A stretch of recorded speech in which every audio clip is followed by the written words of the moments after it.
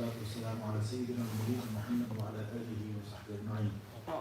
To all my brothers and sisters here, Assalamu alaikum wa rahmatullahi wa barakatuh. So tonight we're going to cover Surah Maryam and Surah Tāhā. Now Surah Maryam is a surah where Allah Azza wa Jal shows that He is the giver of miracles and He can change anything for anyone. So the surah starts off with Zakaria alayhi salatu salam, where Zakaria is in dua and he is beseeching Allah. But the words he uses are very unique, because Zakaria alayhi salam, he says such words that they literally bring the mercy of Allah Azza wa Jal. And we are encouraged also to try and find words that will do the same. So Allah says, "Dhikru rahmati rabbika abdahu Zakaria." This is a mention of how your mercy, the mercy of your Lord, came onto his servant Zakaria.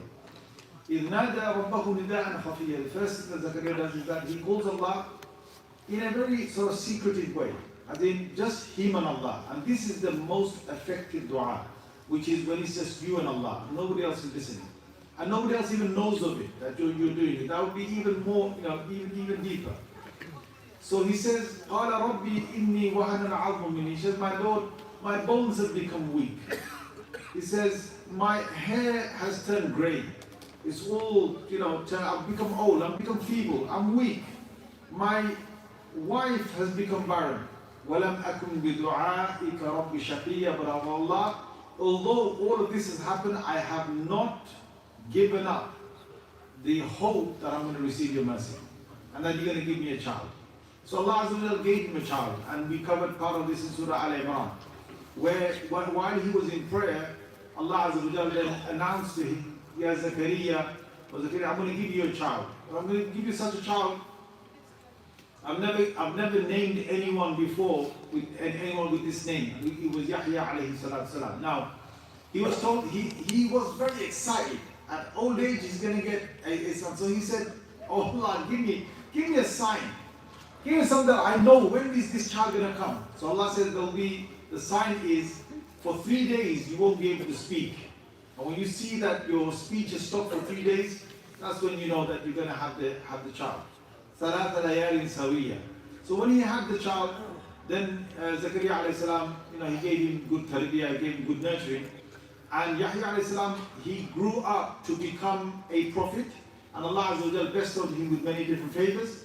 And don't forget that he was also at the same time as Isa alayhi salam. So straight after that, we get the story of Maryam, and we get the story of the mother of Isa alayhi salam, and Isa alayhi salam himself, and the whole history of this. Now this is a very good part of the Quran to translate to anyone who is a non-Muslim, just as a form of da'wah, because they haven't got this description of the birth of Jesus, they haven't got it in the Bible. I can guarantee you this. You go to any Christian and you just literally just read this passage to them, or give it to them in English, they have not read the birth of Jesus in such description. Where Maryam radiallahu anha, she takes seclusion, and then Jibreel alayhi salatu comes, and he comes in the form of a man, and she gets startled by this. She says, "What are you doing? I'm no one, I've never touched a man, I don't touch men, and I don't want you to touch me in any way." He said, no. He said, "I've come here to give you a child." And as soon as he says this, she's even started to startle even more. "How would I have a child? I don't want to touch you." He says, "No, it's from Allah. All I'm going to do is I'm just going to blow." So he blows on the chest. And this is from Allah's command, which is the ruh and the soul of Isa is transferred like this into Maryam radiallahu anha. Now she has the child. Now she's in a very difficult position, because everyone's going to blame her and say how much of a horrible thing she did, and she's going over from stress to another stress, and in the end Allah, she isolates herself. Allah gives her a date palm. Allah says to her, just shake the date palm, dates are going to fall, you can eat from there, there's a stream there that she drinks from, and she's so worried, what's she going to say to her people? So Allah said, just say, لَنْ أُكَلِّمَ الْيَوْمَ إِنْسِيًّا. I'm fasting, I'm not going to talk to anyone today. So she carries the baby back, and her whole people are absolutely disgusted by her. And they say, how could you, man? How could you do this? We made you someone who was supposed to be free for the worship of Allah for your life. You're not supposed to have a baby. And you're not even married. And she just points that she's fasting. And then they said, tell us about this baby. And she points to the baby like, as in, just ask the baby. How are we going to ask the baby? And then that's when Isa alayhi salam, he speaks from the cradle. And he says, قَالَ إِنِّي عَبْدُ اللَّهِ. Imagine a small baby saying, إِنِّي عَبْدُ اللَّهِ. آتَانِيَ الْكِتَابِ. I am the servant of Allah, I am the slave of Allah. Allah will give me a book. Allah will order me to do prayers. Allah will order me to give zakah. Allah will order me to be good to my mother. Allah will order me to do this, to do that, and so on. And this is Isa alayhi salam's miraculous, not only his miraculous birth, but the statements that come out of him as a small sort of baby. This is also a miracle. Now Allah says, ذَلِكَ عِيسَى ibn Maryam. This is your Jesus, the son of Mary. This is him. قَوْلَ الْحَقِّ الَّذِي فِيهِ يَمْتَرُونَ. You know the blasphemous statements that you make about Jesus, and that he's a God, and you make about his mother and so on. Allah talks about that. Then Allah turns our attention towards Ibrahim alayhi salam. Now, there are many times Ibrahim alayhi salam's story is going to come, but every time you're going to find something new. Every time Musa alayhi salam is mentioned, you're going to find something new. So what's new here? Here the focus is on Ibrahim alayhi salam and his father. And the focus here, if you look at the beginning, the focus is there on Zakaria and Yahya, father and son. The focus is on Maryam and Isa, mother and son. The focus here again is on Ibrahim and his son, Ibrahim and his father, who was an idol maker. Now in this case, there is a prophet, but his father is someone who's doing wrong.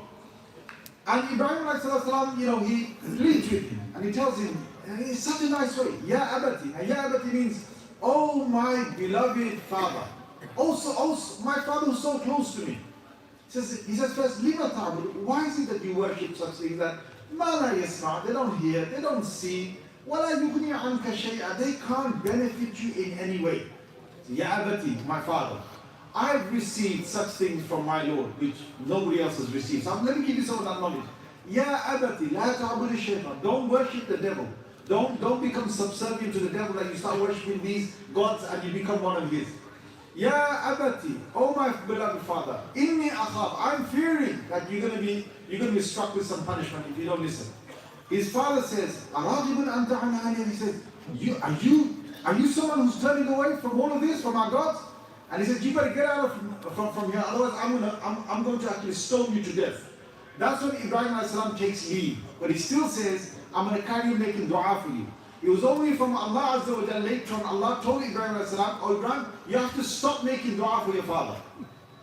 And Allah made that command to Ibrahim a.s., and that's when he stopped making dua for his father. Otherwise he kept on making dua, as in his father was completely on the path of going towards the fire with what he was doing. Anyhow, Allah Azza wa Jalla, towards the end of the surah, he talks about the day of judgment. And there are ayats here that have kept, subhanAllah, kept people awake all night. There's an ayah here, there's an ayah here, Imam Shafi'i rahimahullah, he says there's one ayah in the Quran, there's a piece of an ayah in the Quran. If anyone basically anyone who's sinned, if they start looking at this ayah, they'll be terrified. And if anyone has done any good, and they read the same ayah, they will be absolutely, pleased with what they've just read, and they'll be delighted with what they read. Same ayah. What is it? He says, وَمَا كَانَ رَبُّكَ نَسِيًّا, and your Lord never forgets. So imagine if you're a sinner and you read that, and you think, wow, my Lord, your Lord never forgets. Like he'll never forget your sin. And if you're a person who's done some good deed, and you read that ayah, you think to yourself, I've done something good, وَمَا كَانَ رَبُّكَ نَسِيًّا, your Lord will never forget. He'll never forget the moment that you've done this good ibadah, good worship, or anything good that you've done for Allah Azza wa Jalla. So this is a very powerful ayah. Another ayah that we come across. Aisha radiallahu anha, there's a narration that she spent the entire night in prayer, crying again and again and again and again throughout the entire night, and she only read one ayah over and over again. When she came to this ayah, obviously she read other ayahs, but when she came to this ayah, she kept on reading over and over and over and over and over again, and she just cried all night till Fajr. What's that? This is this ayah here in Surah Maryam. وَإِن مِّنكُمْ إِلَّا وَارِدُهَا كَانَ عَلَىٰ رَبِّكَ حَتْمًا مَقْضِيًّا. Allah says on the day of judgment, when He's going to gather all the sinners, He's going to gather those who challenged the Muslims, those who said, أَيُّ الْفَرِيقَيْنِ خَيْرٌ مَقَامًا وَأَحْسَنَ نَدِيًّا. Tell us who's better. Is it us, the non-Muslims, or you, the Muslims? Allah will bring them all together. Allah says, وَالشَّيَاطِينَ, I'm going to bring all the devils together as well. Allah says, I'm going to bring all the criminals, all of them together. ثُمَّ لَنُحْضِرَنَّهُمْ حَوْلَ جَهَنَّمَ جِثِيًّا. Then I'm going to make all of them kneel on their knees, bring them down to their knees, all around Jahannam, right in front of Jahannam. They're going to be on their knees in front of Jahannam. ثُمَّ لَنَنْزِعَنَّ مِنْ كُلِّ شِيعَةٍ أَيُّهُمْ أَشَدُّ عَلَى الرَّحْمَنِ عِتِيًّا. Then I'm going to take from them selected people who were those who used to challenge me. Who used to say that, who's going to أَشَدُّ عَلَى الرَّحْمَنِ عِتِيًّا. Those who said, let's try and become the most disobedient against Allah, against God. Let's try and do the most. Allah says, I'm going to select them one by one and bring them out and see what they can say. La ilaha illallah. And then Allah says, وَإِن مِّنكُمْ إِلَّا وَارِدُهَا. Every human being, every jinn and every human being, before they go to Jannah, you have to, what happens is there's a platform of the Day of Judgment. Then you have to come down a little bit. And then you go up, you have to cross the bridge. And this bridge goes over hellfire. And every one of us has to cross this bridge. And if you get to the other end of the bridge, then there's Jannah there. So when you come from the platform of the Day of Judgment, you have to go down. And when you go down and you're just about to put your foot onto the bridge, you're literally at Jahannam. You're literally on the brinks of Jahannam. And Allah says, every one of you has to come down here to this place. كَانَ عَلَىٰ رَبِّكَ حَتْمًا مَقْضِيًّا. This is an absolute declaration I, as your Lord, have made. Every one of you has to come, pass by Jahannam before you get in Jannah. Now what a sight that might be. What a terrifying moment that will be for every one of us. And don't forget about the bridge. The bridge is not a big bridge, like the Californian bridge or something, that you're going to have 6 lanes or something that you cross over. The bridge is thinner than a hair, sharper than a blade. And we're barefoot. And we've got to cross this. Now those who are believers, Allah will make them cross the bridge without having to touch the bridge. Because Rasulullah sallallahu alaihi wasallam said, there will be those who will go across the bridge like lightning. Allahu Akbar. May Allah make us from them. And Rasulullah sallallahu alaihi wasallam says, there's going to be those who will go like the clouds. They'll sail like the clouds.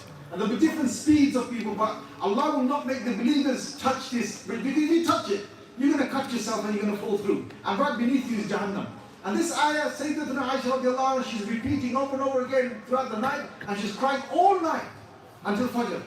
What a moment, what are things to grasp and to take in. Anyhow, Allah continues about the enemies. And He says, and these are very, very severe, they're very harsh words. Allah, so deep that if you think about it, you think, wow, what, how Allah has called His enemies out one by one. He says, well, this one said this one, the enemy, the one who's denying Islam, the one who's the enemy of Rasulullah sallallahu alaihi wasallam, the one who's denying Allah, denying the Kitab, denying the Quran. He says, oh, I'm going to get more wealth and I'm going to get more children. Allah says, yes, you're saying that, you wait. Allah says, Kalla. Allah says, Sanaktubu ma yaqul. Everything you said, with all your antagonism against Islam, Allah says, I've written every single one of your words. وَنَمُدُّ لَهُ مِنَ الْعَذَابِ. I'm going to stretch your punishment. Wait till you get to me. La ilaha illallah. And Allah says, فَلَا تَعْجَلْ عَلَيْهِمْ إِنَّمَا نَعُدُّ لَهُمْ عَدْ. Allah says, I'm waiting for the moment. Allah literally, He says, وَكُلُّهُمْ آتِيهِ يَوْمَ الْقِيَامَةِ فَرْدًا. Each and every one of them is going to come alone to me. Allah says, Allah says what? They said that I've got a son. قَالُوا اتَّخَذَ الرَّحْمَنُ وَلَدًا. They said I've got a son. I can't. The Rahman, the most merciful, cannot have a son.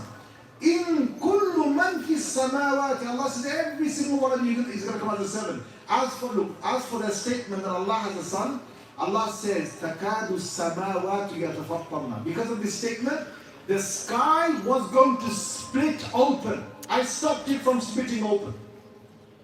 تَنْشَقُّ الْأَرْضُ, the earth was going to split open. I stopped the earth from splitting open. وَتَخِرُّ الْجِبَالُ هَدًّا, the whole mountains were going to crush down into dust because of this one blasphemous statement on the earth that you say, I've got a son.